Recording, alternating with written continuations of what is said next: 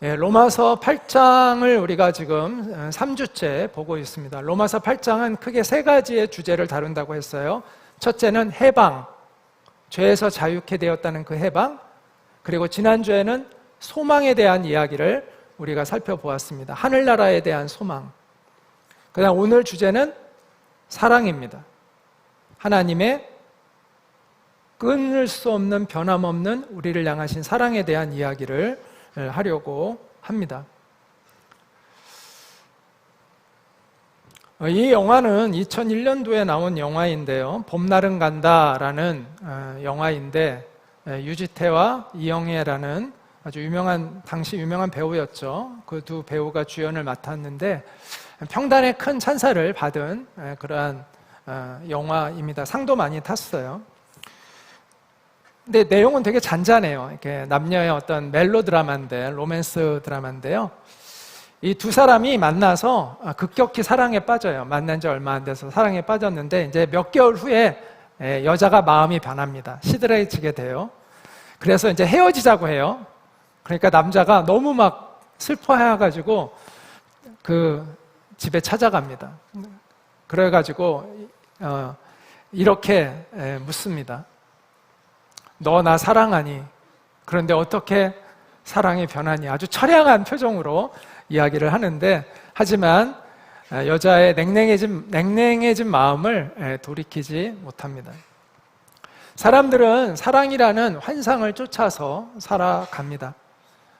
이 남자를 사귀어보고 저 남자 사귀어보고 또 이 여자 사귀어도 보고 저 여자 사귀어도 보고, 그래서 내가 진실한 사랑을 만났다고 여기지만 결국 그 사랑은 또 오래가지 않아 빛바랜 사랑이 되고 맙니다.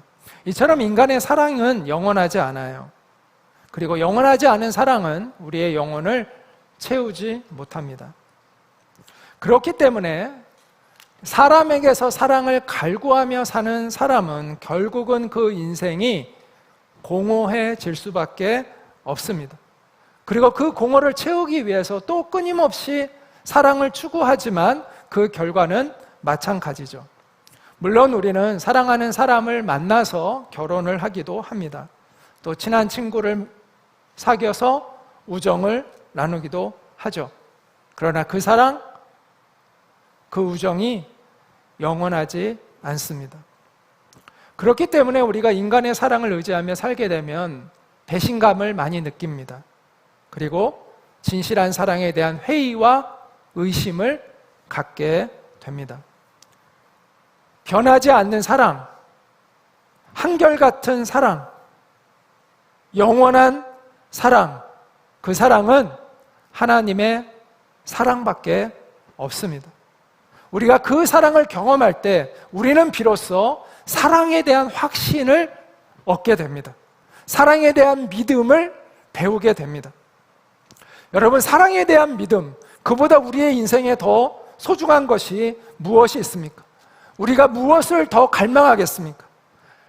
우리 영혼은 사랑을 갈망하는 존재이죠.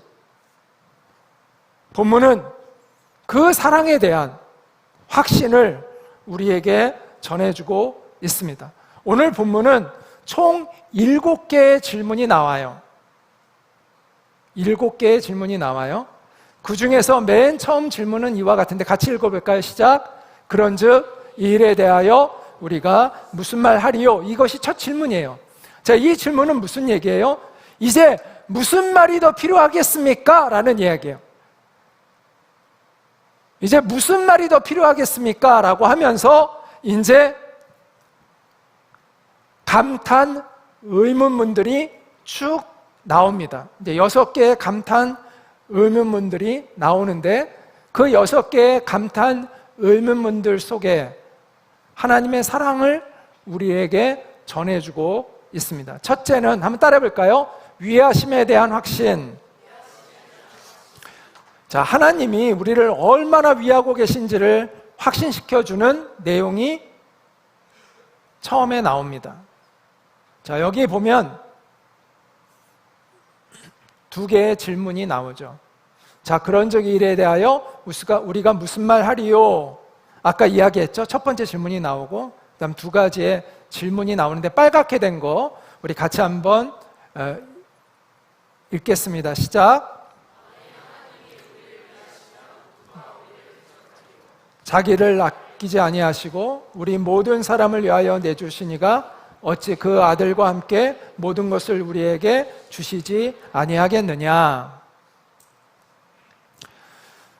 자, 사랑이 진실한지 아닌지를 먼저 알기 위해서는 상대방이 나를 얼마나 위하고 아끼느냐를 보면 알 수 있죠. 그렇기 때문에 본문은 하나님이 우리를 얼마나 위하시는지를 먼저 이야기합니다.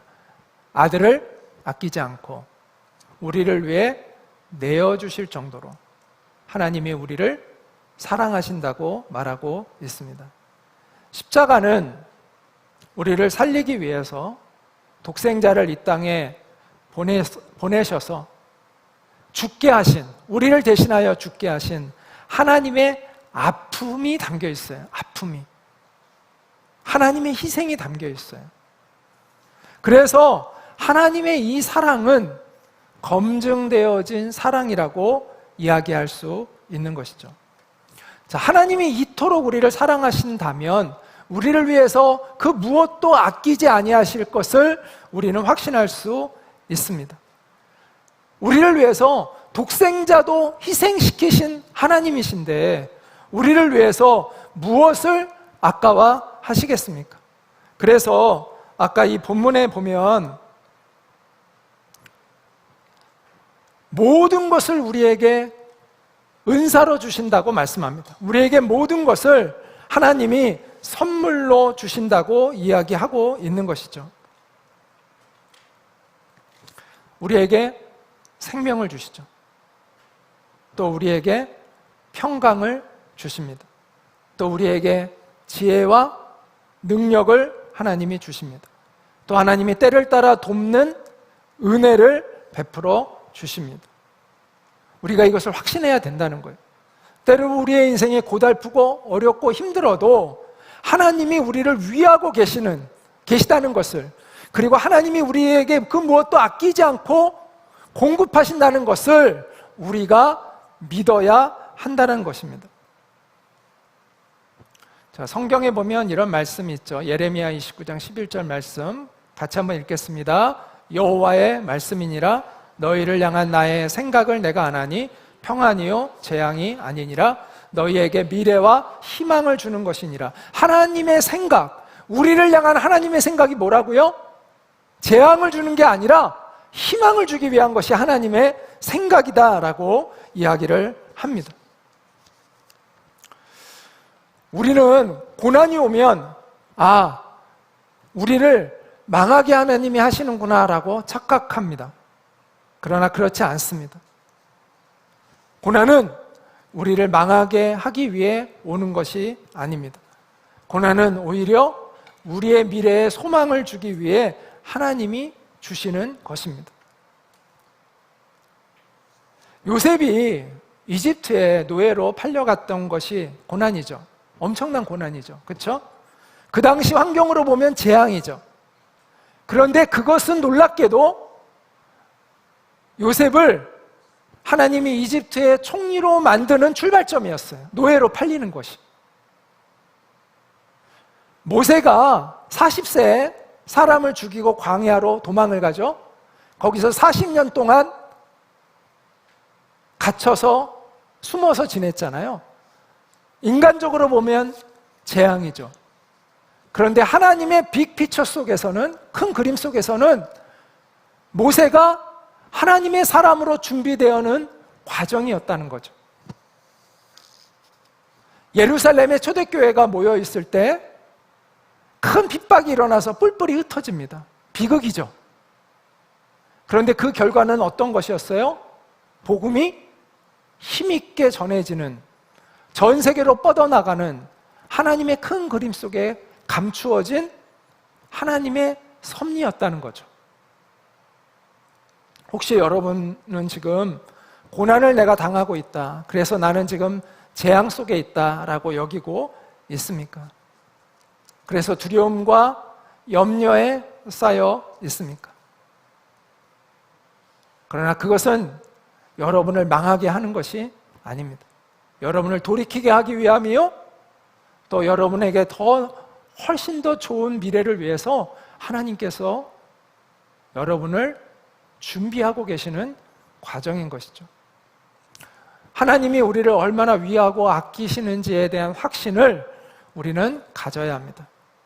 예수님이 하늘에 나는 새를 보라, 들에 있는 백합화를 보라, 하나님께서 그들을 돌보시고 계신 것을 너는 기억하라. 그러면서 하물며 너희일까 보냐 라고 이야기하셨습니다.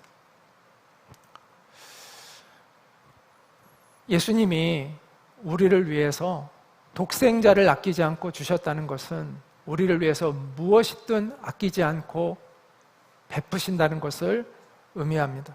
물론 하나님이 나를 떠나신 것처럼, 버리신 것처럼 느껴질 때가 있습니다.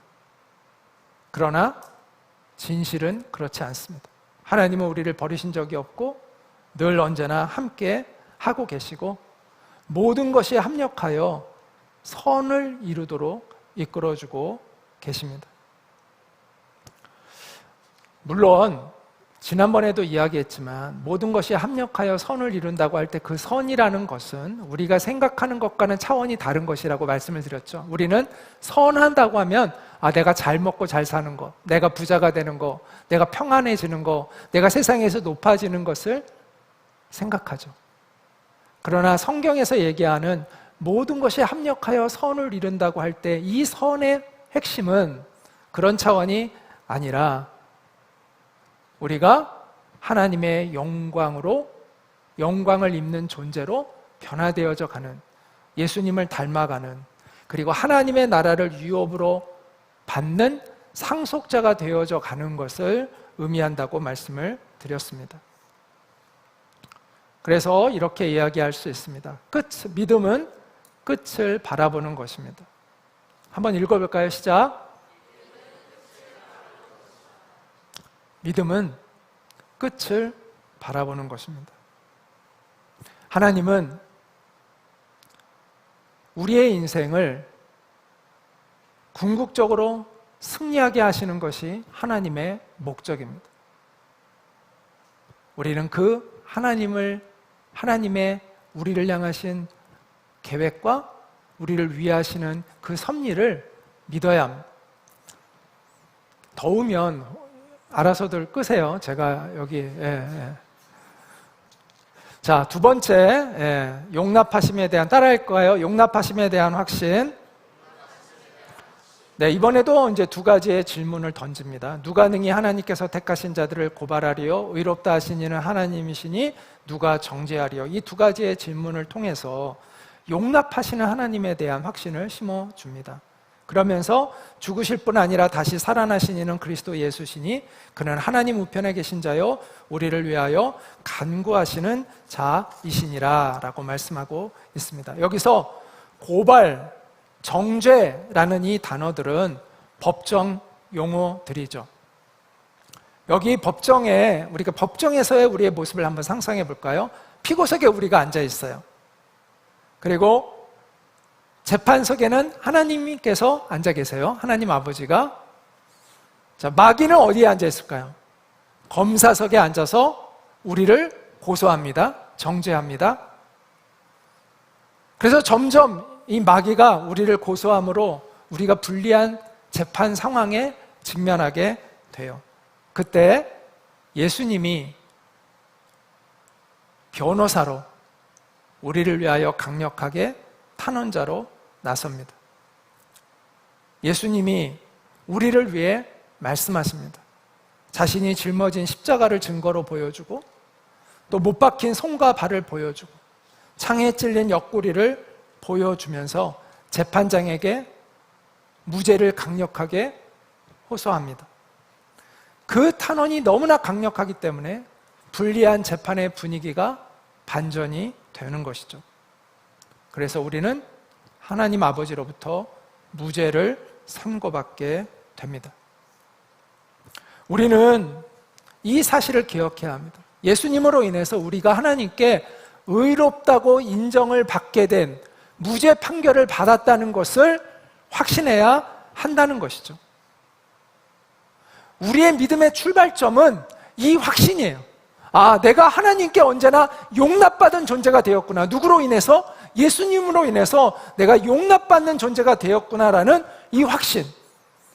물론 때로 하나님이 우리를 책망하시지만 그 책망은 결코 거절의 책망이 아니라 사랑의 책망이고, 우리를 용납하고 언제나 우리를 받아주시는, 거절하지 않는 하나님의 은혜가 우리 가운데 있다는 것을 우리는 확신해야 합니다. 자, 사랑해서 사람들이 이제 결혼을 하는데 이혼하는 부부들이 많잖아요.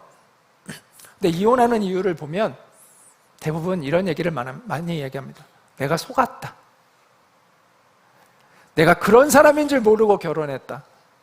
아, 이 사람이 이런 과거를 가지고 있는 줄 나는 모르고 속아서 결혼했다. 이 사람이 이런 더러운 성격을 가지고 있는 줄 모르고 내가 결혼했다. 내가 이 사람에게 숨겨진 이런 비밀과 이런 문제가 있는 줄 모르고 내가 결혼했다. 라고 이야기를 하죠. 하나님은 어떠실까요? 하나님은 우리를 뭘 몰라서 사랑하셨을까요? 아, 우리가 어떤 인간인지 몰라서 하나님이 우리에게 속은 것일까요? 만약 그랬다면 그 사랑은 중단되겠죠. 그런데 하나님은 우리가 하나님을 속일 수도 없고, 하나님은 우리에게 속지도 않습니다. 하나님은 우리가 어떤지를 다 알고 사랑하셨다는 거예요. 우리가 얼마나 거짓되고, 얼마나 우리가 비겁하고, 얼마나 추하고, 얼마나 악한지 알면서도 하나님은 사랑하신 것이기 때문에 우리는 그 사랑이 변하지 않을 것을 확신할 수 있는 거예요. 하나님의 사랑은 그래서 우리의 어떠함에 의하여 흔들리는 것이 아니다라는 것입니다. 제가 한번 예를 들어볼게요. 만약 저와 예전에 교제했다가 헤어진 어떤 여자가 제 아내에게 찾아와서 저의 과거를 막 폭로를 했다고 한번 해볼까요? 근데 제 아내는 제 과거에 대해서 다 알고 있어요. 자, 그럼 뭐라고 얘기할 거예요? 막 저에 대해서 과거를 막 밝히고 막 이 사람이 이런 사람인 줄 알았냐? 그러면 나 알고 있었다. 뭐 그래서 뭐가 문제인데? 왜 다 알고서 한 거니까. 그러면 어떻게 돼요? 상대방이 맥이 빠지죠. 마찬가지 이와 같은 일이 영적으로 일어나는 거예요. 사탄은 질투하는 여인처럼 이렇게 우리를 고소해요. 이 인간은 이런 문제를 갖고 이렇게 추하고 이렇게 악하고 이런 인간인데요. 그런데 하나님이 그래, 나 다 알고 있어. 내가 다 알지만 내가 그를 사랑한 거야 라고 하면 맥이 빠지는 거죠. 다 알고 있으니까. 그래서 성경은 이렇게 이야기하는 거예요. 누가 능히 하나님께서 택하신 자들을 고발하겠는가? 의롭다 하신 이는 하나님이시니, 우리를 다 알고 계신 하나님이 우리를 받아주고 용납하신 것이기 때문에 누가 감히 정죄할 수 있겠는가라고 이야기하고 있는 것입니다. 이 하나님의 용납하심을 우리는 확신해야 합니다. 자, 첫 번째는 하나님의 위하심을 확신해야 된다고 얘기했습니다. 우리 하나님이 우리를 얼마나 아끼시는지, 위하시는지. 두 번째는 하나님이 우리를 용납하시는 것을 확신해야 한다고 이야기했습니다. 자, 세 번째는 바로 따라해 볼까요? 경고케 하심에 대한 확신. 하나님이 우리의 모든 고난과 어려움을 이기고 승리하게 도우신다는 것입니다. 그래서 성경은 이렇게 또한 두 가지의 질문을 던지면서 이 사랑에 대한 확신을 주고 있습니다. 누가 우리를 그리스도의 사랑에서 끊을 수 있으리요? 환난이나 공고나 박해나 기근이나 적신이나 위험이나 칼이겠는가? 그러면서 기록된 바 우리가 종일 주를 위하여 죽임을 당하게 되며 도살당할 양같이 여김을 받았나이다 함과 같으니라. 그러니까 고난이 있다는 거죠. 그러나 이 모든 일에 우리를 사랑하시는 이로 말미암아 우리가 넉넉히 이기느니라. 예수님 때문에 핍박을 받는 일이 있지만 우리가 넉넉히 이기게 하나님이 도우실 거라는 거죠. 내가 확신하노니 사망이나 생명이나 천사들이나 권세자들이나 현재일이나 장래일이나 능력이나 높음이나 깊음이나 다른 어떤 피조물이라도 어떤 상황 속에서도 우리를 우리 주 그리스도 예수 안에 있는 하나님의 사랑에서 결코 끊을 수 없으리라, 이렇게 이야기하고 있습니다. 이 고백을 한 사람이 누구죠? 사도 바울이죠. 예수님의 직계 제자는 아니지만 예수님을 환상 속에서 만난 그러한 사도 바울의 고백이죠.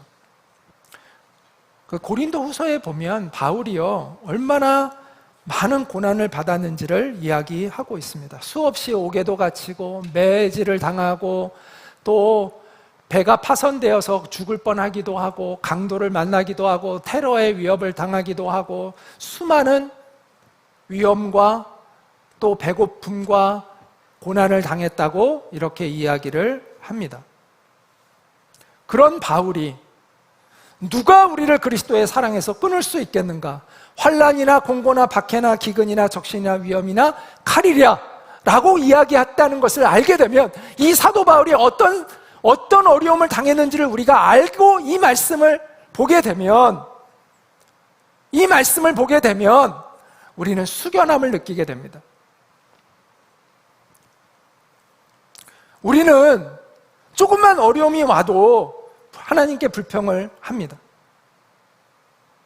우리가 잘 먹고 편안하게 살아야 하나님이 나를 사랑한다는 걸 믿을 수 있겠다고 이야기를 합니다. 우리가 지금 행하는 일이 잘 되고 형통해야 하나님이 나와 함께 하시는 것을 내가 믿을 수 있겠다고 우리는 이야기를 자주 합니다. 그러나 사도 바울은 그렇게 지금 말하고 있지 않습니다.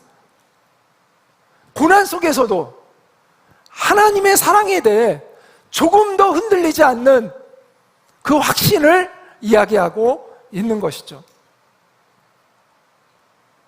이게 믿음이죠.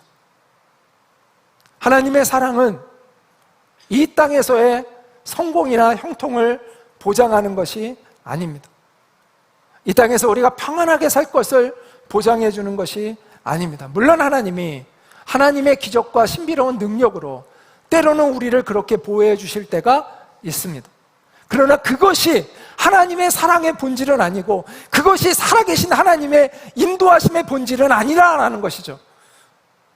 그것이 우리를 향한 하나님의 사랑의 본질은 아니다라는 것입니다. 그럼 하나님의 사랑의 본질은 무엇입니까?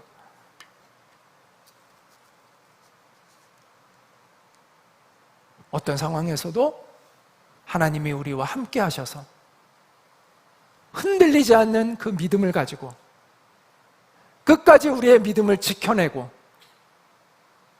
하나님의 거룩한 백성으로 살아가도록 도우시고, 하나님이 약속하신 그 하늘나라의 유업을 물려받는 사람으로 우리를 지켜주시는 것, 그것이 바로 하나님의 사랑의 본질이라는 것이죠.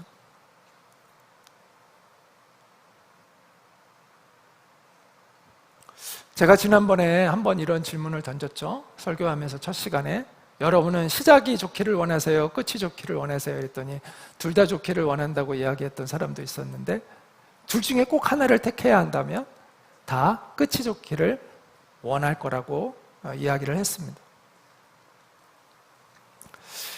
우리가 이 땅에서 몇십 년 살잖아요. 여러분은 안타깝게도 한 120년, 150년 산다는 그런 안타까운 이야기를 듣는데, 어쨌든 좀 오래 살더라도 어쨌든 그렇게 살잖아요. 그런데 그 잠시 이 땅에서 좀 고생하고 나서 우리가 영원한 하나님의 그 나라를 상속받을 수 있다면 횡재하는 거 아닙니까? 이 세상에서 아무리 고생해도 내가 정말 하나님의 나라의 백성이 될 수만 있다면 대박 아닙니까? 여러분 정말 그렇게 믿냐는 거예요.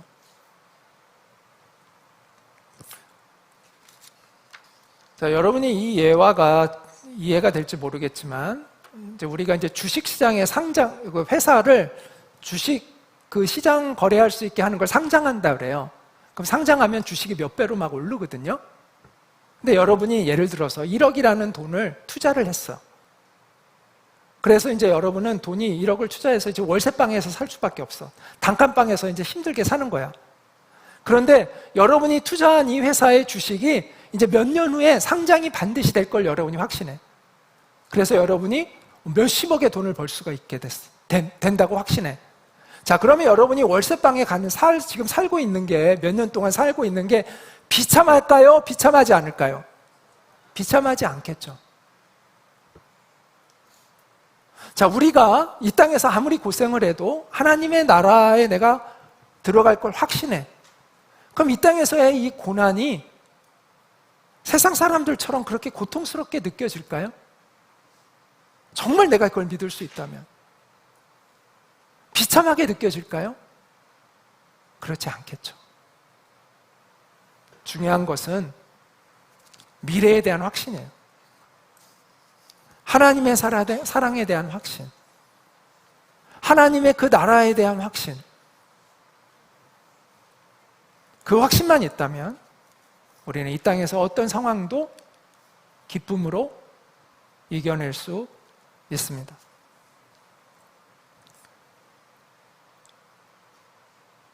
(39절은) 그리스도 예수 안에 있는 하나님의 사랑이라고 이야기를 합니다. 그리스도 예수 안에 있는 하나님의 사랑. 그 사랑은 어떤 사랑일까요? 아까 우리가 앞에서 보았던 자기 아들도 아끼지 아니하시는 하나님의 사랑을 얘기하는 거예요. 자기 아들도 아끼지 않고 우리에게 내어주시는 그 하나님의 사랑이라는 거예요. 이 사랑에서 우리를 끊을 수 있는 것은 아무것도 없다라는 것입니다.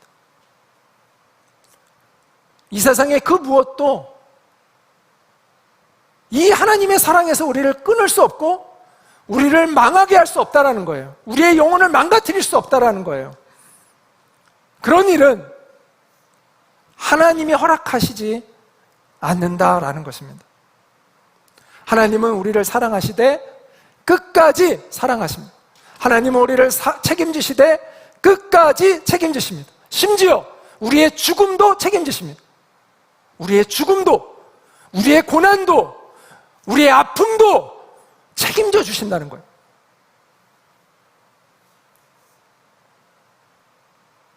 우리는 그 죽음보다 강한 하나님의 사랑에 대한 확신을 가지고 살아가야 합니다.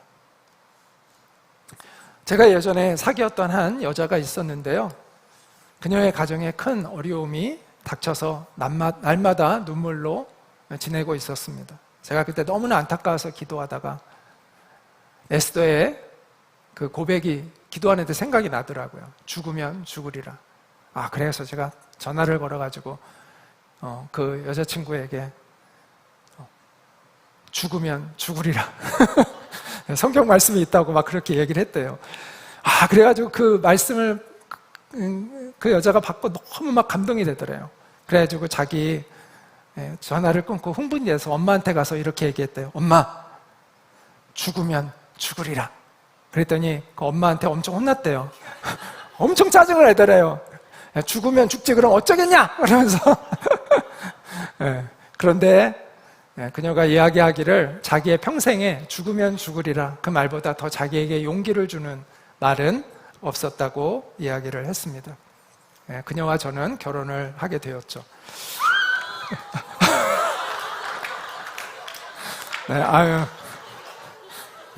미안합니다, 진짜.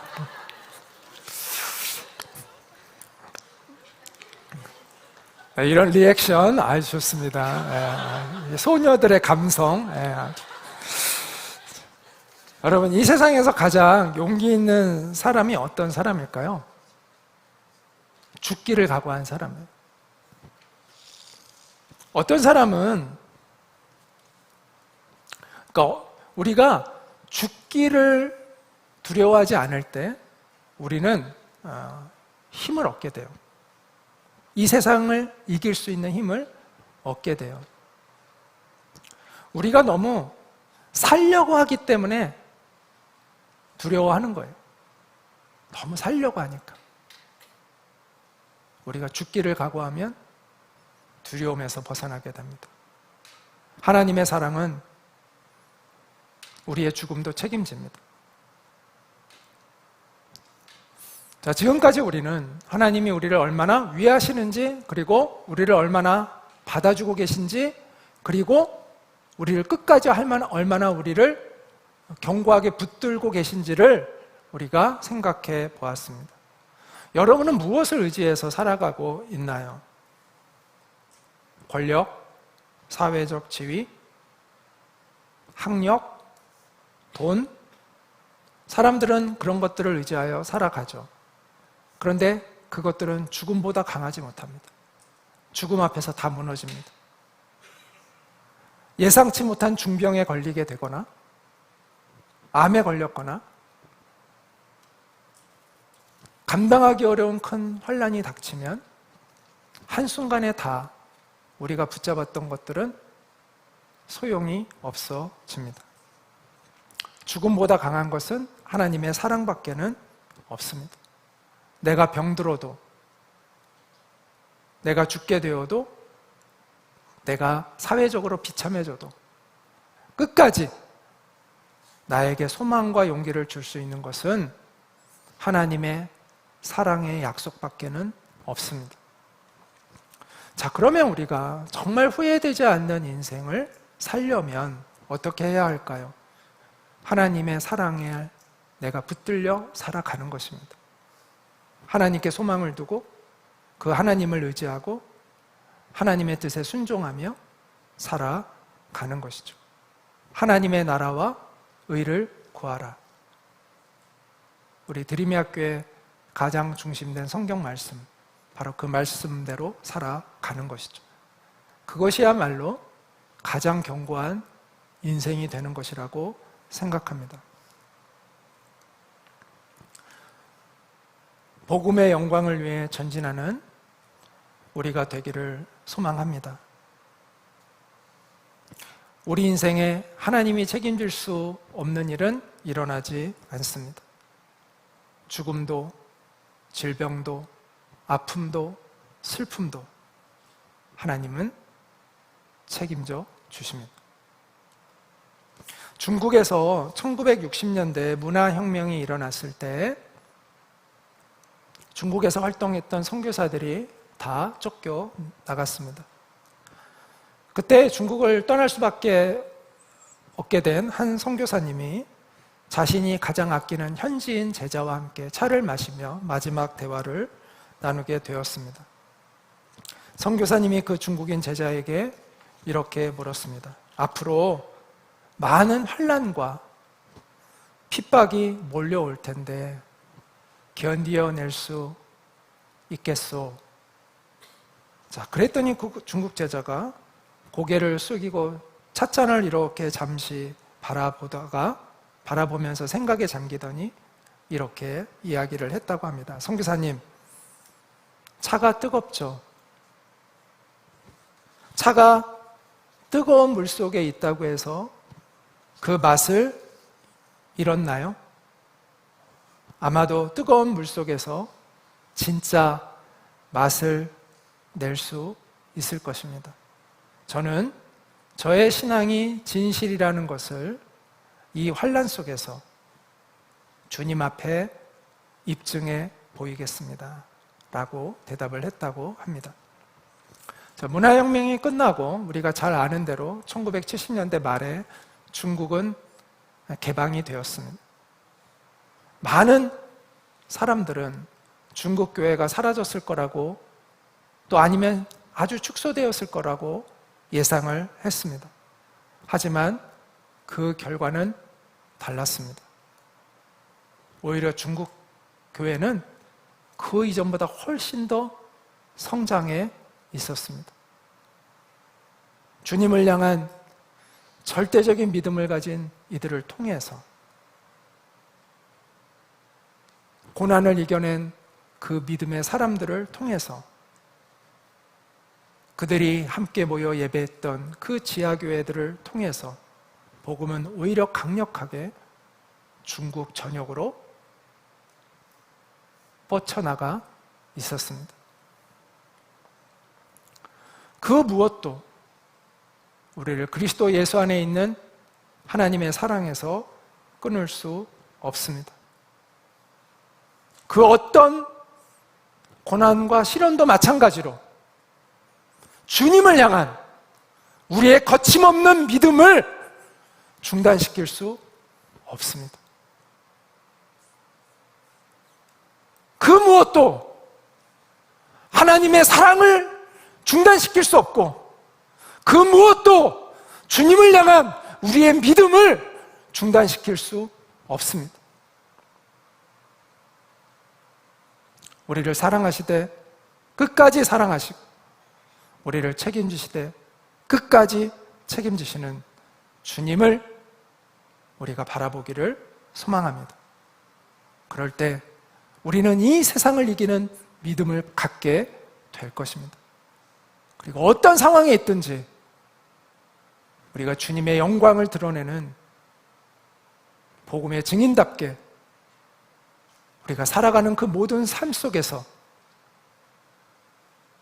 주님의 주님 되심을 드러내는 우리의 왕이 바로 주님이신 것을 증거하는 그러한 삶을 우리는 살게 될 것입니다.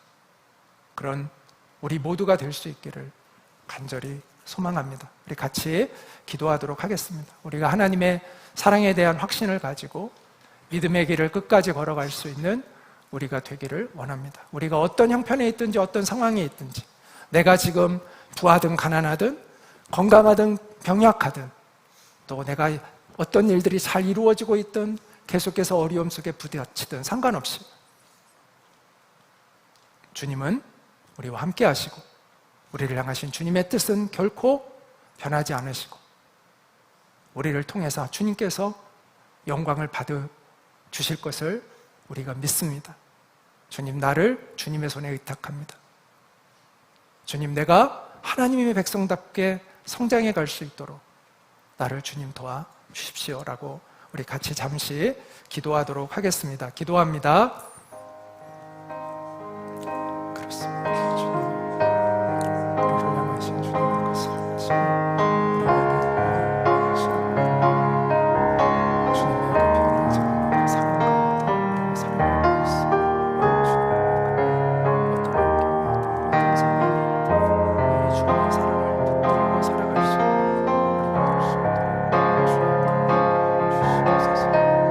하나님, 이 세상 속에서 하나님의 사랑하심을 증거하는 믿음을 가지고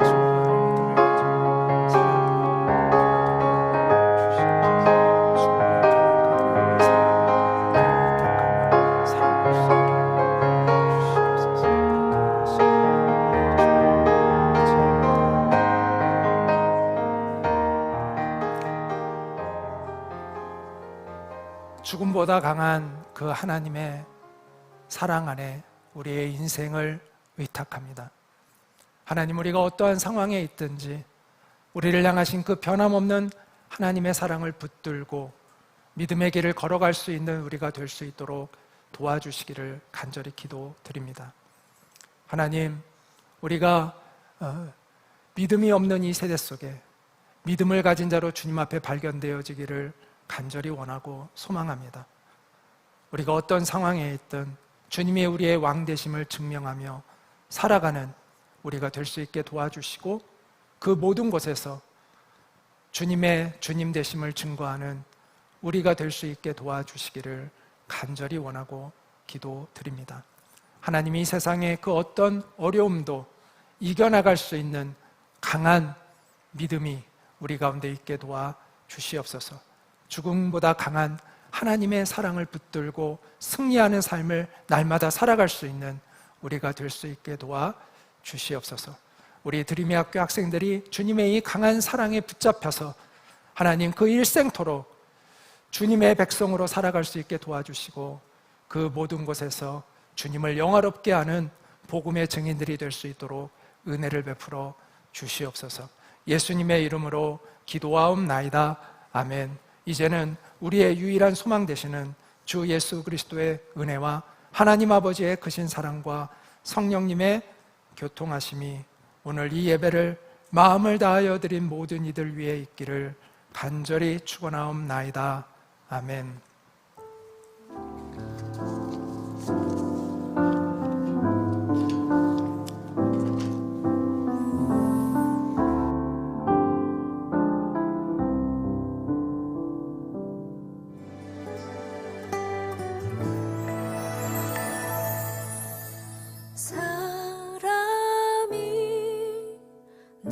뭉치기보다 사랑이 넘치는 교회, 섬김을 원하기보다 섬김의 기쁨 알아가는 교회. 세상이 주목하기보다 주님이 주목하는 교회. 화려한 겉모습보다 중심이 주를